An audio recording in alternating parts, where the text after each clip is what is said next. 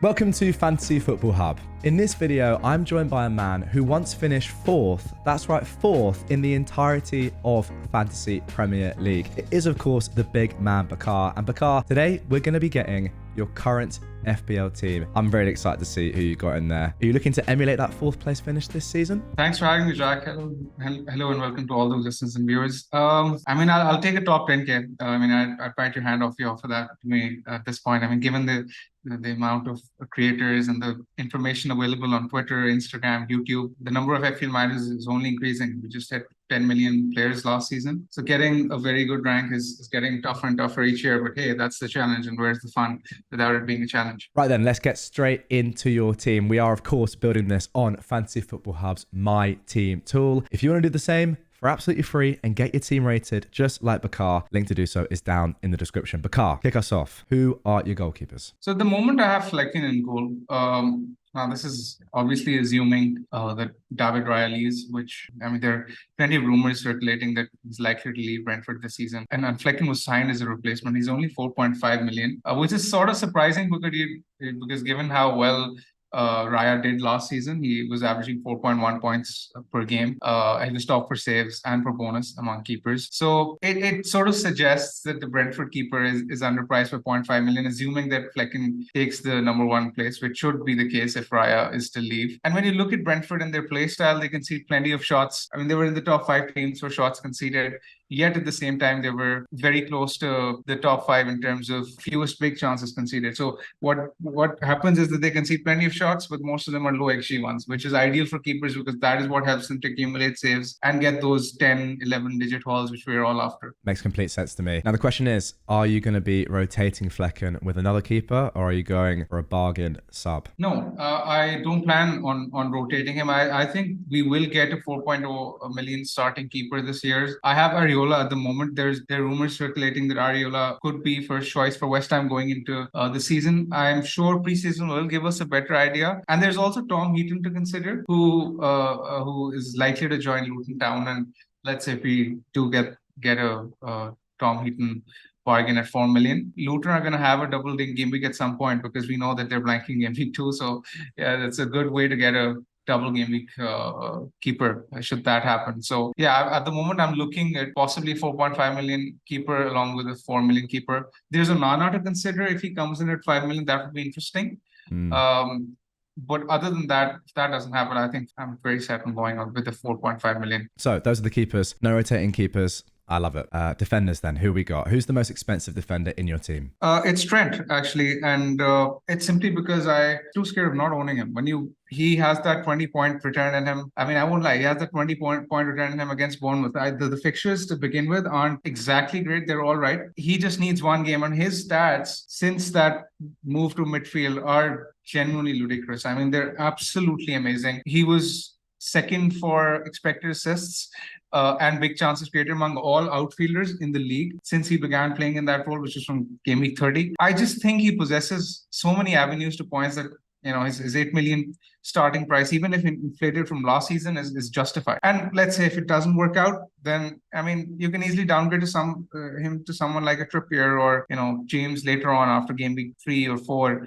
Let's say if Trent backfires. On the other hand, if you don't get him at the start and you're compelled to sort of restructure the whole squad to fit him in later on, that's going to be quite a headache, and I don't really want to put myself through it. It's true. If he starts on fire, then really you're going to be forced into a wild card unless you want to downgrade one of those expensive midfielders, which is just not something that you necessarily want to do for one player. But Trent is a sort of asset that could force your hand. Okay, who is your next defender? The second defender is Gabriel from Arsenal. I've gone with him because I think he's slightly underpriced at 5 million. I was expecting him to be 5.5 actually. He's the most nailed Arsenal defender, which I think will be a critical factor considering the Champions League, which they will be participating in. And they have signed Timber, but Timber is likely to play on the right side. I think Gabriel should have that left centre-back slot nailed in his position. Arsenal have made plenty of signings, and their opening fixtures are very, very good to begin with. 4 of their opening 6 fixtures are at home against opposition you'd expect them to beat. And now Salah's back as well, which will bolster the Arsenal backline. And another thing with Gabriel is that his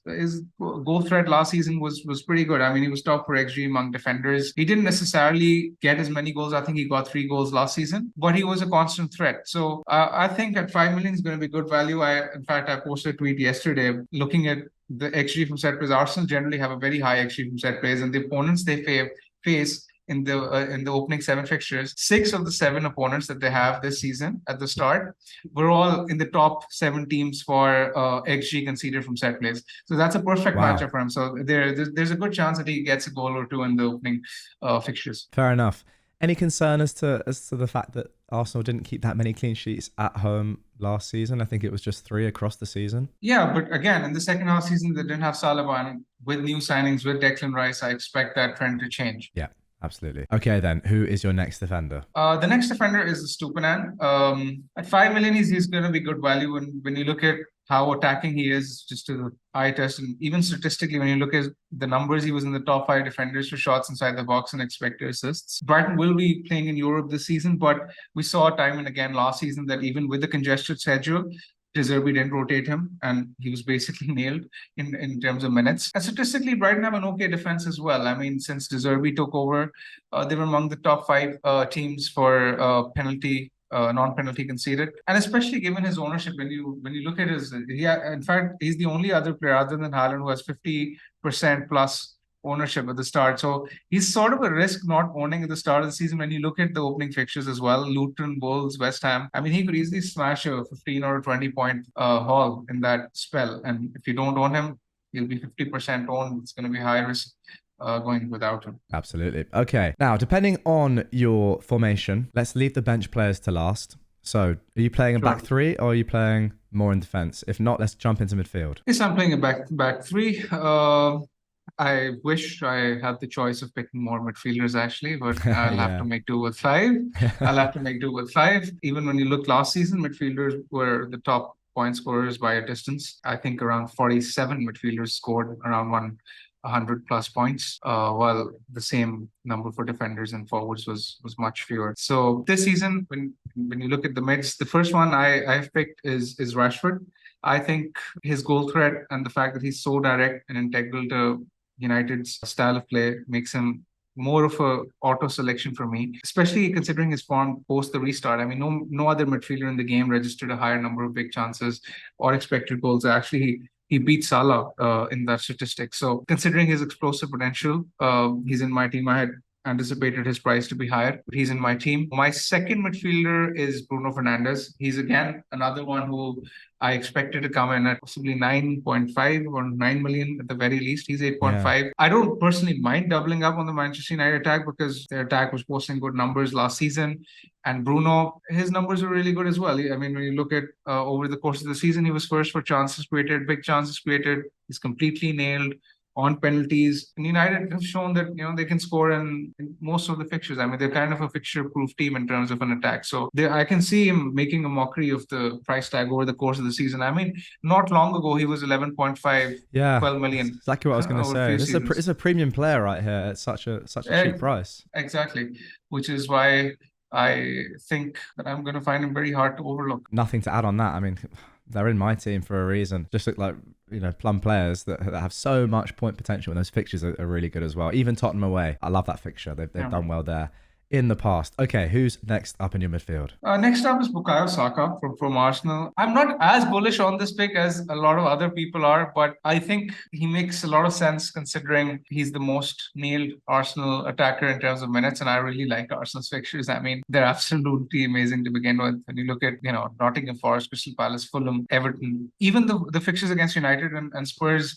they aren't tough for Arsenal. Arsenal last season in the reverse fixtures against United and Spurs at home, they recorded around 2.5 XG or more. So I like these fixtures from an Arsenal point of view. And I mean, I actually see a case of even tripling up on the attack. I mean, I have Gabriel, but I have considered tripling up on them. And when you look at just, as I mentioned, again, expected minutes are going to be more of a factor with Champions League around, and Saka's on penalties, which kind of justifies the selection. Another thing about him that I like is that when you look at Arsenal's home numbers last season, he did better in terms of XGI than Martinelli and Odegaard. So when on penalties, he wins the race between the Arsenal midfielders. Okay, so why aren't you? You've given a lot of positive reasons there as to why Saka's in your team. Can you explain why you're not that bullish? He's in a lot of people's teams, over 50%. Everyone seems pretty set that he's the best Arsenal midfielder. I mean, don't get me wrong, he's a great pick. But what I meant to say was that I don't think the gap between him and Martinelli is as big. I think it's a very tough decision to make. I don't have Martinelli in my team, so I was considering swapping him to Martinelli, but it's a close decision. But I just think that 0.5 extra for the nailness and expected minutes kind of slightly edges it in his favor. And Odegaard not even really getting much of a mention then? I think there are better Arsenal picks. I think Jesus, Saka, Martinelli, and even Gabriel, for his value, they're better picks than Odegaard, in my opinion. He doesn't make the top 4 as per my rating. Okay, fair enough. Let's round up the midfield then. The next midfielder I have is Matoma. I mean, I mentioned Brighton's fixtures, Luton, Wolves, West Ham. I mean, they're as good as fixtures as you're going to get at the start of the season. And I mean, truth be told, considering how attacking they were under De Zerbi last season, I don't think fixtures are going to matter because no team actually registered a higher non-penalty XG than Brighton since De Zerbi took over. So I definitely want at least one piece of the Brighton attack, and Matoma makes the most sense in terms of expected minutes. He was underperforming to quite a large extent at the end of last season, making up for the early overperformance he went through. So he was a frustrating one at the end, but again, I'm not going to let that cloud my judgment, and I think he's a very good option to own at the start. Okay, and then final midfielder. Final midfielder is Bumo. I've gone with him because his numbers when he was playing without Ivan Toney were very good. His output was very good. I can see a scenario where Brentford do really well at the start of the season. I mean, as I mentioned, I picked Raya, and I really like their fixtures. 4 of their opening 6 fixtures are at home. And I mean, the home fixtures are Spurs, Crystal Palace, Bournemouth, Everton. Even the first fixture against Spurs, I really like because the new Spurs manager is very attacking, and I can see Brentford picking them off on the break, and that should be a high-scoring game. And there's a good chance that Buma is on penalties as well in Tony's absence. If Brentford end up signing another forward, they're linked to Brendan Johnson. So then I'll reconsider this pick and I'll see how they play in preseason. But I think at 6.5 million, I see enough potential in him to justify his selection because at the end of the season, his stats were really, really good. I mean, he was standing out among the top premium midfielders. Okay, then that is it for the midfield. Let's get into the attackers. One man I can kind of guarantee is in there is the Norwegian. Is he there? I mean, I mean, I don't think there's much to be said. I think we should move on. He's probably going to be my captain. Yeah, he's probably going to be my captain in all of the opening 6 weeks. So let's just move on. Yep. Go for it. The other player I have in my team is Gabriel Jesus, the second forward. Now, I see a lot of pros to this selection. Firstly, I think it's very important to have a 8 million price point in the team, simply because when I look at the other options, there's Nkunku, there's Watkins, who I think is an excellent pick. He's not popular in the FPL community as he should be because his numbers were really good last season. But I want to have that option where I can swap Jesus to, let's say, one of the other forwards, and I want to have that flexibility because I can see these forwards doing well. Because when you look at the forwards bracket this season, Jack, there's no other forward between 8.5 and 12 million. I mean, all the other forwards are, barring Kane and Haaland, are in that middle bracket or are cheaper. So I want to have that option of downgrading Jesus if need be. He's a tried and tested player who's consistently delivered in the previous season as well, which makes him a safe pick. As I mentioned, the fixtures to begin with are really, really good. And there's also the fact that he really enjoys playing at home. His home numbers are actually really, really consistent. I mean, after Haaland, when you look at the non-pen XGI per 90, he stands out as one of the best at home last season. So, I mean, if I were to pick one Arsenal attacker right now, it'd be Jesus. Wow, so he would be your number one out of all the other consistent midfield. Wow, okay. Yeah, fair enough. Yes, his stats are so much better. I know he's generally he tends to underperform, but I can see him doing really well. I think if you're underperforming and you're getting 27 big chances in a season where, you're in and out of the team with injuries, then that's fine. You can continue to underperform. If you remember back to last season, he was the most owned player before the game started. Yeah. So maybe he smashed it. Yeah, exactly. He started unbelievably well. So I don't know what necessarily may have changed this year. Maybe it's there are more Arsenal attackers and midfielders that we could get in. But yeah, I could never, ever say anything bad about picking Jesus as a starting player in your team. So that is the starting 11. Looks pretty strong, I'm not going to lie. Let's round it off with some subs then. The 4.5 million forward is Cameron Archer. Again, I think the slot will depend a lot on what happens in preseason. It's performance dependent. At the moment, we're not exactly sure as to who is going to play the highest number of minutes. But I've picked Archer because I think he was loaned out to Porto last season and he had a very good spell. So I expect him to be the backup to Watkins. And with Villa in Europe, I can see a scenario where he gets, a few minutes off the bench in games which are done. Right. Yeah. There's also the fact to consider that there's no Danny Ings around anymore, so the competition isn't as much as it was last season. And let's say if someone like a Balogun moves to a Premier League club, I'll obviously switch around. But at the moment, I have Archer. The critical thing with this slot is just to ensure that you don't end up selecting one who is susceptible to a price drop. Yeah. And that's pretty much going to be my thinking in case no obvious standout emerges at the end of preseason. That's the thing. You're not going to really want to have this player playing, are you? So that makes the most sense to me. Okay, then defenders. Who are your two sub defenders? The two sub defenders I have are both 4 million. One is Bayer from Burnley, who is commonly known as Beckenbauer among the Burnley fans. Oh, is he? Yeah, good knowledge. Yeah. He's actually a ball-playing centre back, and I think he could do well.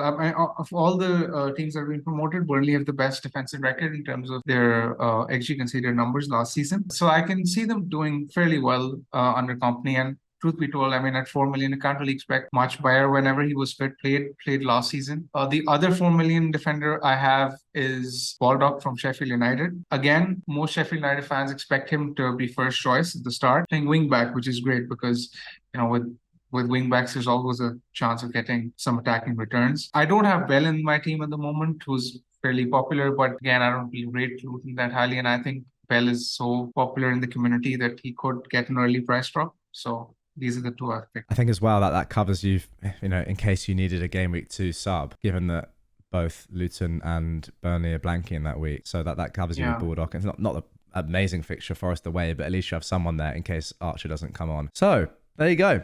That is the team. Now, before I reveal your team rating, what would you be happy with? Anywhere above, let's say 92%. 92, low standards for a man that came fourth. I was thinking 100 or nothing else. It is 99%, Bakar. It is 99%.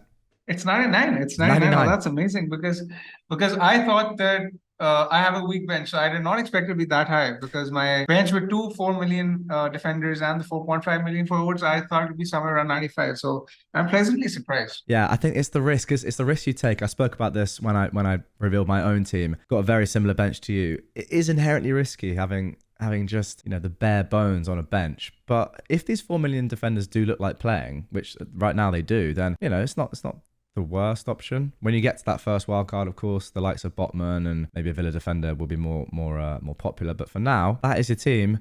99%. You got to be delighted. Absolutely, I'm thrilled with that. And yeah, let's hope the rating doesn't fall when the final draft is done. True. This will change. As preseason continues, this will change. That's always the case. You end up making good drafts, and then when game week 1 happens, you're like, oh, I had this player in this draft. He hauled. I should have selected him. You're gonna own. It's just the golden rule. You're gonna own almost everyone in preseason.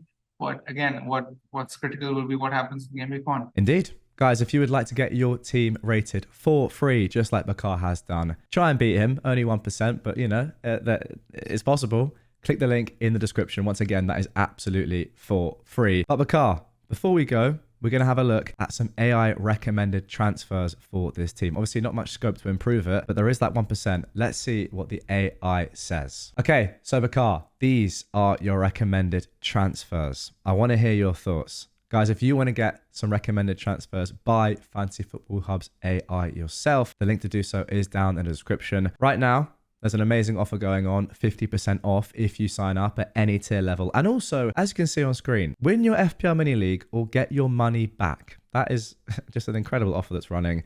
Again, link down below. So Bakar, these are the recommendations. Areola goes for Edison. Saka goes for Odegaard. And to fund all of that, Trent goes for Stones. So doubling up on the City defense. It doesn't care about your 4.5 Flecken pick.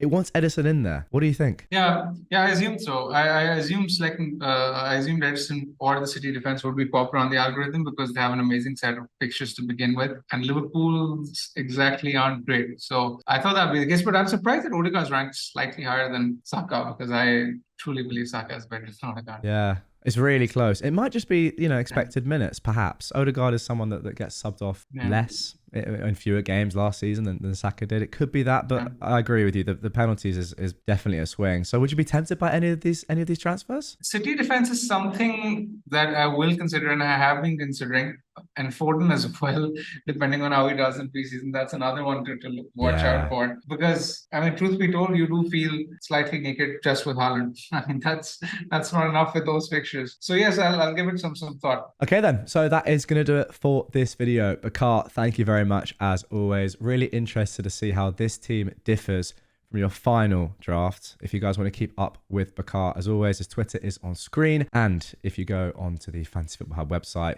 team reveals will be coming thick and fast. 99% right now, Bakar. Obviously, it all could change. But yeah, guys, once again, if you want to get your team rated, the link is down below. Bakar, thank you very much. And we'll see you guys on the next video. I hope that didn't get recorded. Shall we leave that in? Shall we leave that in? That's the question. No way.